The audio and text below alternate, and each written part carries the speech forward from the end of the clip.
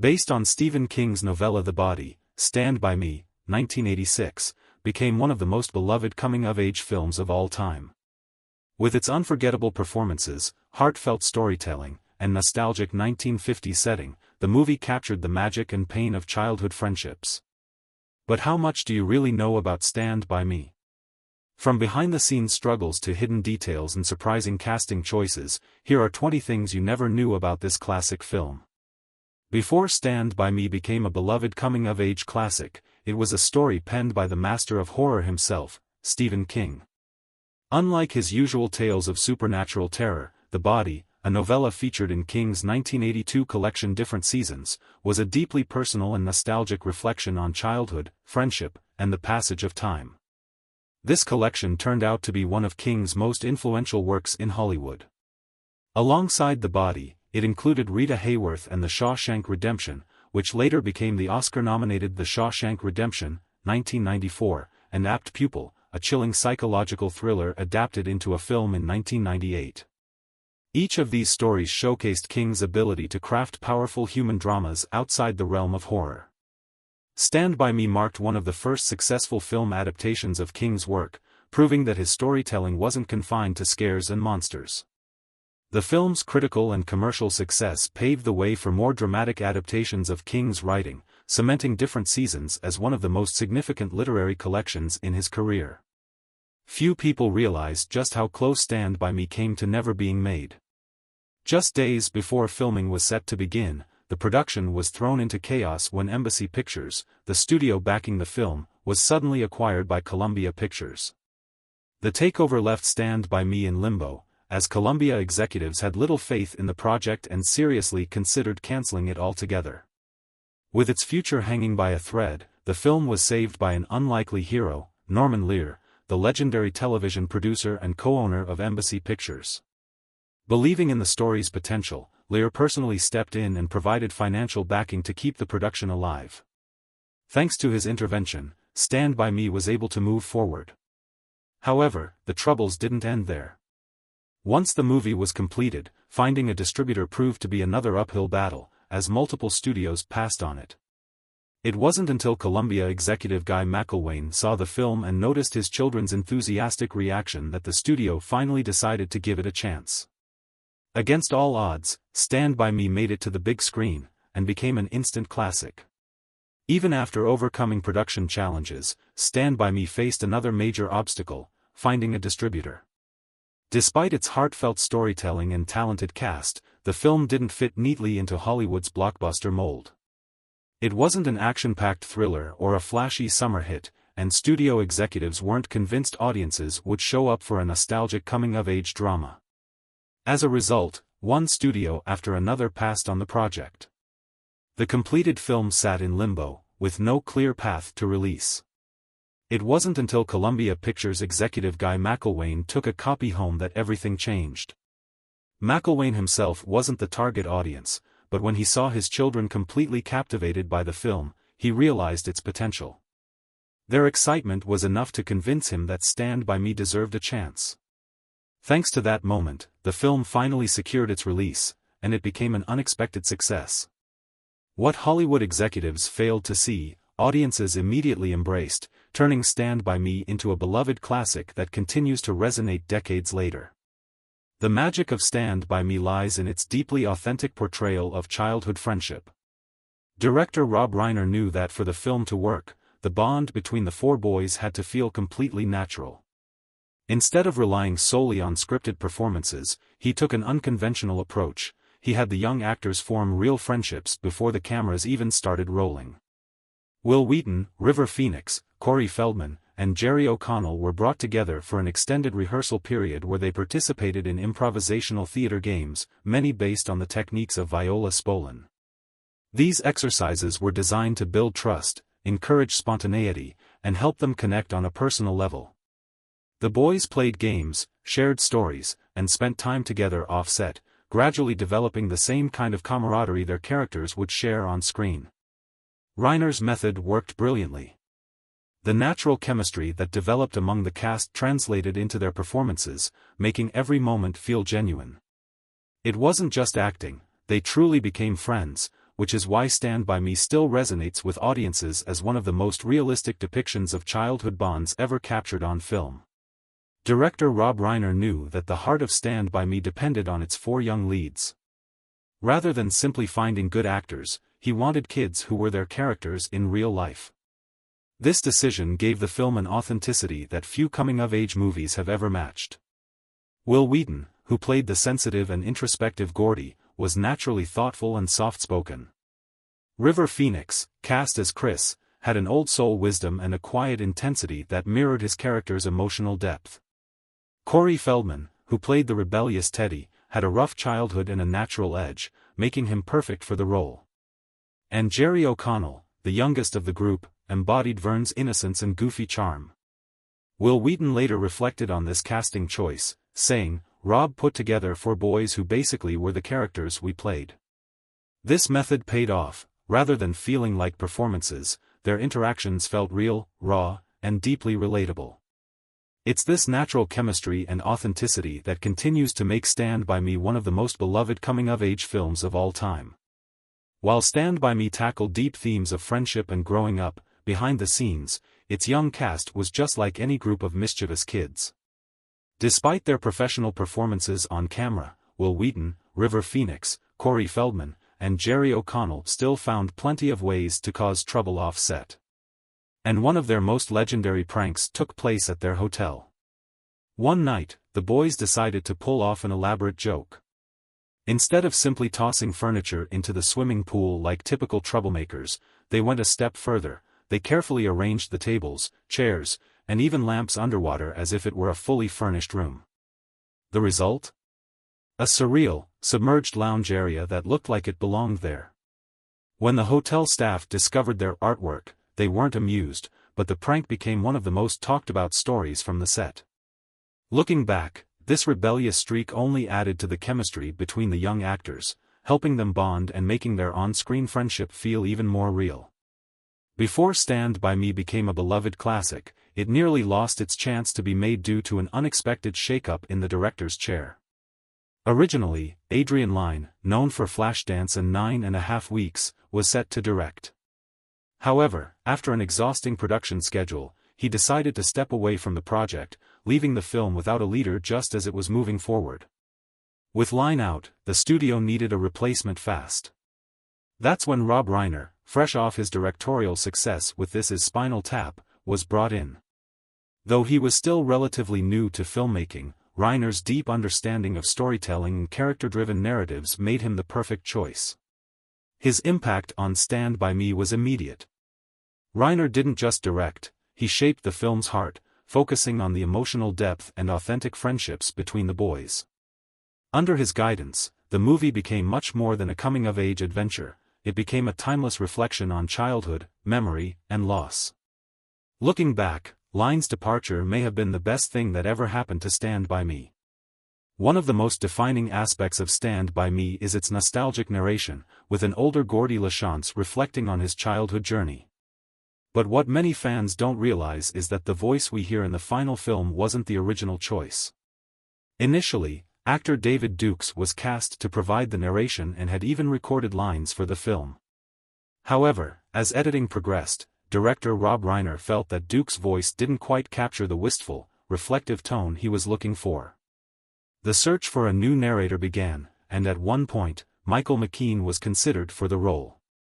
Ultimately, Reiner found the perfect fit in an old friend, Oscar-winning actor Richard Dreyfuss. His warm yet slightly melancholic delivery brought the right emotional weight to the story, making the audience truly feel Gordy's nostalgia. In hindsight, this late casting change played a crucial role in shaping Stand By Me's timeless, sentimental atmosphere. One of the most heart-pounding moments in Stand By Me is when Vern and Gordy race across a railroad bridge, desperately trying to outrun an oncoming train. The scene is filled with tension, making audiences believe the young actors were in real danger. But in reality, the filmmakers used a clever trick to create the illusion of a close call. A 600mm telephoto lens was used to compress the depth of field, making the train appear much closer than it actually was. In truth, the actors had far more space between them and the train than what was seen on screen. Despite the safety measures, getting the right performance proved to be a challenge. Wil Wheaton and Jerry O'Connell, both inexperienced with intense stunt work, initially struggled to convey the necessary fear and urgency. Director Rob Reiner, determined to capture the perfect take, became increasingly frustrated. At one point, he even shouted at the boys, threatening that their lives depended on it, just to get a more genuine reaction. The result? A scene so convincing that, decades later, audiences still hold their breath watching Vern and Gordy make their daring escape. One of the most powerful moments in Stand By Me comes when Chris tearfully confesses to Gordy that he hates how everyone sees him as just another troublemaker. The raw emotion in River Phoenix's performance made the scene unforgettable, but capturing that depth of feeling wasn't easy. Director Rob Reiner knew that Phoenix had the talent to deliver something special, but the young actor needed to tap into a deeper, more personal space. To help him connect with the role, Reiner asked Phoenix to think about a time when an adult he truly admired had let him down. The prompt hit hard. As the cameras rolled, Phoenix poured his heart into the monologue, his voice breaking with genuine pain. The scene was perfect, but Phoenix was so overwhelmed by the emotions it stirred up that he couldn't stop crying after the take. Reiner had to comfort him with a hug, reassuring him that his performance was incredible. Years later, many consider this moment one of the finest of Phoenix's career, a testament to both his talent and Reiner's ability to bring out the best in his actors. River Phoenix's portrayal of Chris Chambers in Stand By Me was more than just acting, it was deeply personal. The character, a tough yet kind-hearted boy struggling against the expectations placed on him, resonated so strongly with Phoenix that it left a lasting impact on him, both on and off screen. Years after filming, Phoenix admitted that playing Chris felt almost too real. He related so much to the character's pain, insecurity, and desire to be seen for more than his reputation that the role became emotionally exhausting. In an interview, he revealed that if he hadn't had the stability of his real family to return to after filming, he likely would have needed therapy to process everything he had experienced through the character. This intense connection is what made his performance so powerful. Every tear, every look of sadness, and every heartfelt line felt authentic because, in many ways, Phoenix wasn't just playing Chris Chambers, he was Chris Chambers. It's one of the reasons why his performance remains one of the most unforgettable aspects of Stand By Me, even decades later.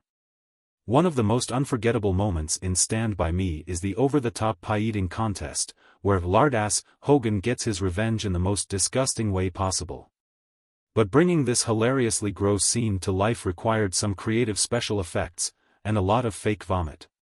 To achieve the infamous projectile vomiting effect, the film's crew mixed cottage cheese with blueberry pie filling to create a chunky, stomach-churning texture. But simply having the actors spit it out wouldn't be enough. Instead, they built a special plunger system, where crew members forcefully pushed down on a large cylinder filled with the mixture. The result?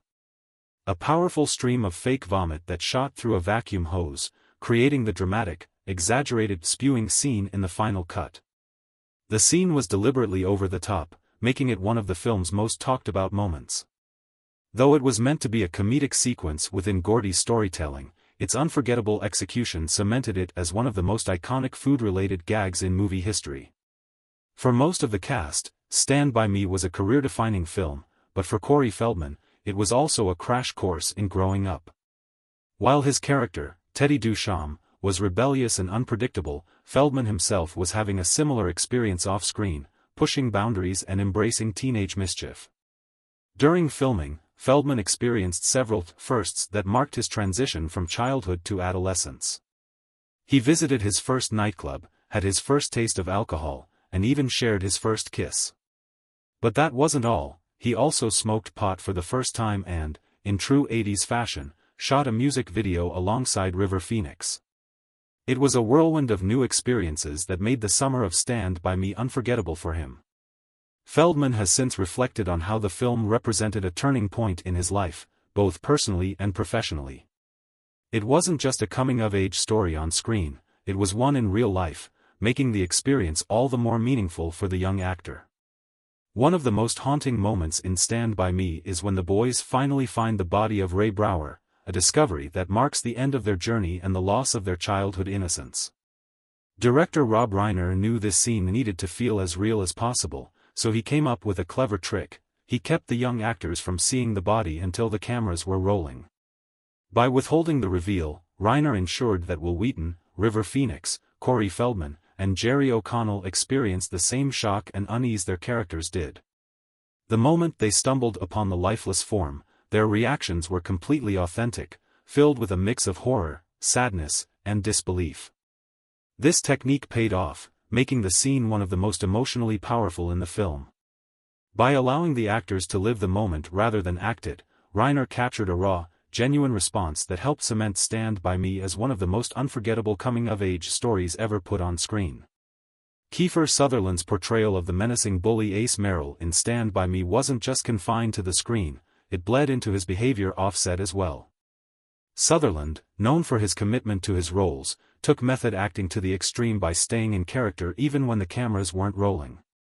While the older cast members like Wil Wheaton and Corey Feldman were used to his intense dedication, it was his younger co-star, Jerry O'Connell, who found it unsettling. O'Connell, only 11 years old at the time, was genuinely scared of Sutherland, unable to separate the actor from the intimidating character he was playing. This added a layer of authenticity to the film, with O'Connell's fear translating into the real-life tension between the characters. Sutherland's commitment made Ace an even more terrifying presence on screen, solidifying his status as one of the most memorable antagonists in Stand By Me and further proving how far an actor will go for their craft.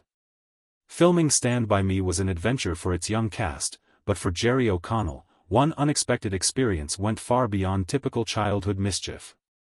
According to Kiefer Sutherland, O'Connell, who was just 11 years old at the time, managed to escape from his babysitter during a break in filming and wandered off to a nearby Renaissance fair. What happened next was something no one saw coming. While exploring the fair, O'Connell unknowingly ate cookies that had been laced with marijuana. Completely unaware of what he had consumed, the young actor soon started feeling the effects. 2 hours later, he was found crying, completely overwhelmed by the unexpected high. The situation became serious enough that production had to be paused for an entire day while he recovered. Looking back, the story has become one of the most bizarre and amusing behind-the-scenes tales from Stand By Me. For O'Connell, it was an unfortunate accident, but for fans, it remains a wild and unexpected chapter in the making of a classic film. One of the most peaceful and reflective moments in Stand By Me is when Gordy sees a deer while alone in the woods. The quiet exchange between boy and animal adds a layer of innocence and introspection to the film. However, capturing this serene moment was anything but simple. To get the deer into position, the crew used an old Hollywood trick, baiting it with food. They scattered grapes on the set, hoping to lure the animal into the perfect spot for Wil Wheaton's scene. The plan worked, and the deer wandered into frame, creating the beautiful shot that made it into the final cut. But the real challenge came after filming. Once the cameras stopped rolling, the deer refused to leave. No amount of coaxing could convince it to move. Eventually, the crew had to resort to making loud noises and banging objects together to gently usher their unexpected guest off the set. While the moment on screen appears effortless, the behind-the-scenes reality was a comical struggle between man and nature.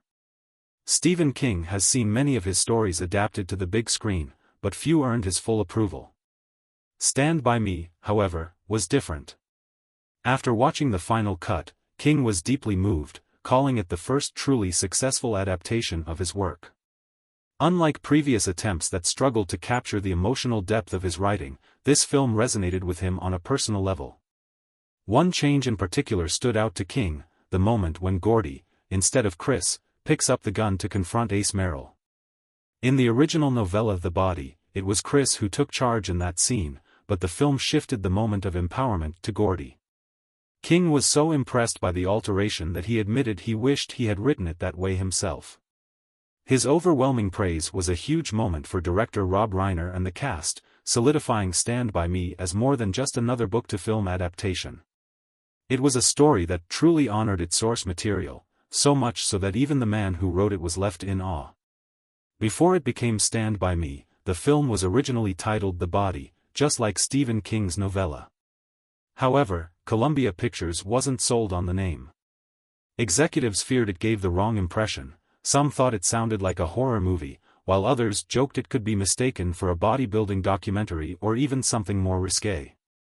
Realizing the need for a new title, director Rob Reiner turned to the film's soundtrack for inspiration. One of the most memorable songs featured in the movie was Ben E. King's Stand By Me, a classic hit that perfectly captured the themes of friendship, loyalty, and growing up. The song's emotional resonance with the film made it the ideal choice, and thus, Stand By Me was born.